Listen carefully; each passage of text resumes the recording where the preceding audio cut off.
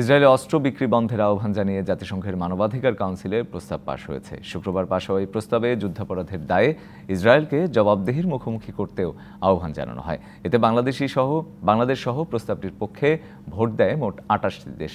তবে একে বিকৃত প্রস্তাব বলে প্রত্যাখ্যান করেছে ইসরায়েল। যুক্তরাষ্ট্রভিত্তিক ওয়ার্ল্ড সেন্ট্রাল কিচেনের ৭ ত্রাণকর্মী নিহতের ঘটনার দায় স্বীকার করে ২ সেনা কর্মকর্তাকে বরখাস্ত করেছে তেল আবিব। এর আগে মঙ্গলবার সিরিয়ার রাজধানী দামেস্কে ইরানি কমান্ডার নিহতের ঘটনায় তেহরানের পর হামলার হুমকি দিয়েছে হেজবুল্লাহ।